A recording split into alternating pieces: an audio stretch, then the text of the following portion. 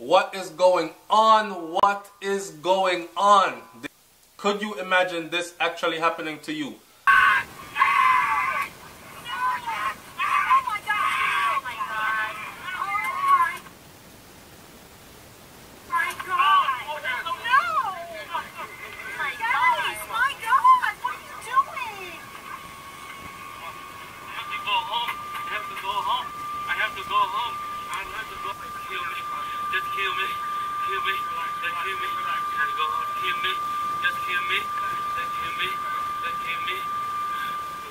So, see, sometimes these people, right, the only way that they understand how to deal with people is when they get hit. And I'm talking about getting hit in the pockets, right?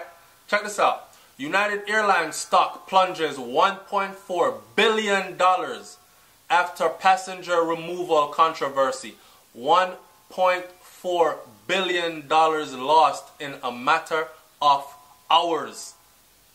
And here's the story, right?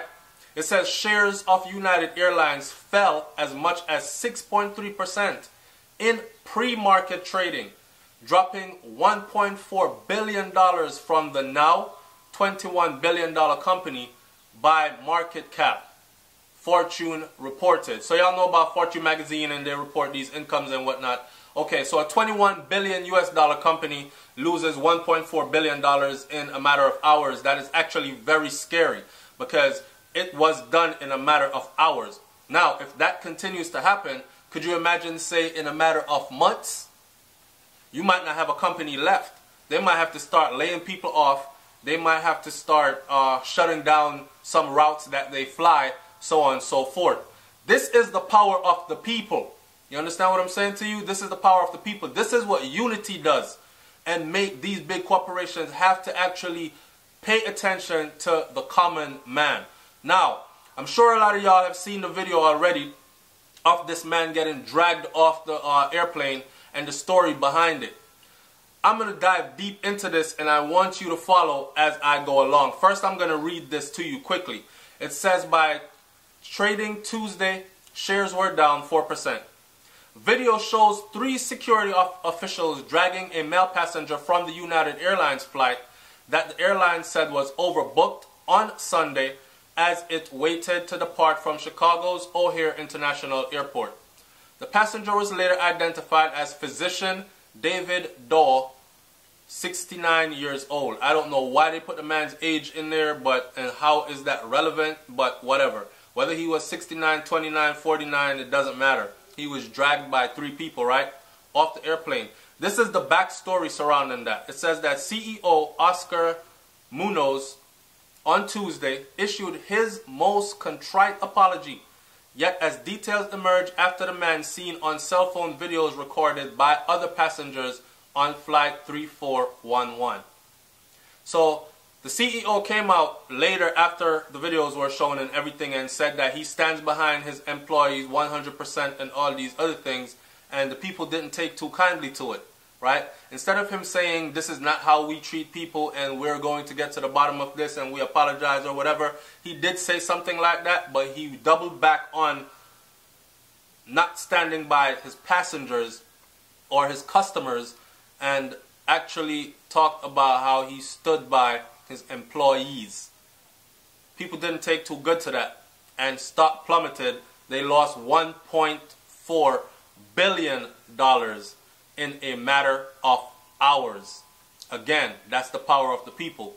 So United's 4% drop Tuesday could also be an overreaction to the sheer volume of negative sentiments and press surrounding the airline, at least according to the CFRA's analyst Jim Corridor, the Fortune report stated. Corridor noted that while the airline has the right to refuse boarding to any passenger for any reason at all, that the United Airline handled the situation in a deplorable fashion. You can't just drag someone off the airplane like that. Meanwhile, Chicago Mayor Rahm Emanuel called the way that Daw was treated completely unacceptable and praised the Aviation Commissioner Ginger Evans for taking swift action.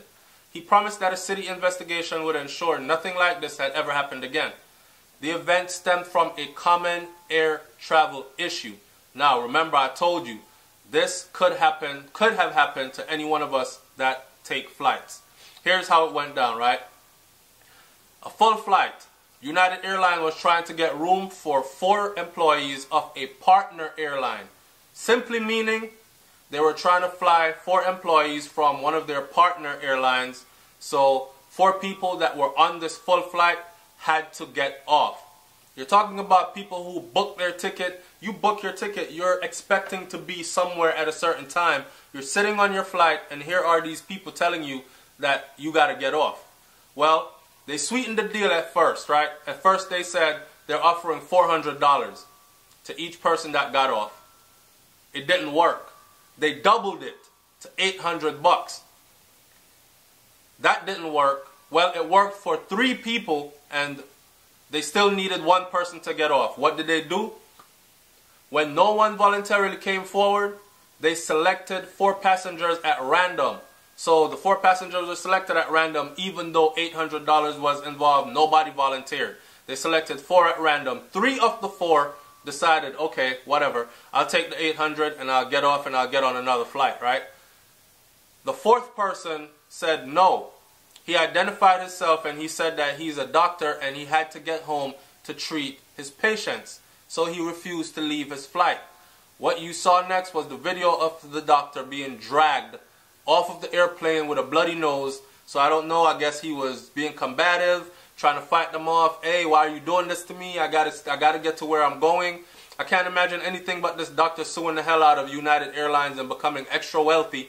His backstory is a whole nother story, but it's funny how these people always pull up your background and criminal record when it has nothing to do with the immediate situation. For instance, I'm sitting at work and we were watching daytime TV, a little bit of news, and in there they gave, or it was a talk show, and on the talk show they were talking about how Dr. Dahl had a criminal background and he was suspended from medicine. He was not allowed to practice medicine for a while, and he then was involved in exchanging sexual favors for medication and all kinds of other stuff, and he was suspended, and he went and joined the poker circuit where he came in second, won $100 and something thousand, got his doctor license reinstated, and was free to practice again.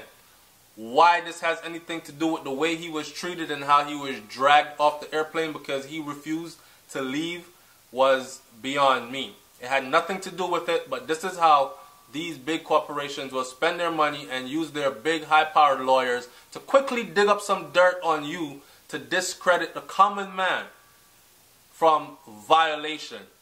Now what I want you to do as an audience, I want you to watch that video clip and I want you to leave a comment in the comment section below. 1. If this was you, if this were you, what would you have done? 2.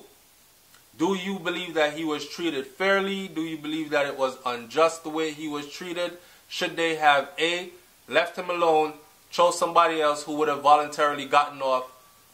Or do you think that he should sue the hell out of this company and walk away with a pocket full of money? Because I'm guessing that that's exactly what's going to happen. The whole nation's crying out, they're losing money like crazy, and I can't see it going any other way than them actually settling this in a lawsuit and moving forward.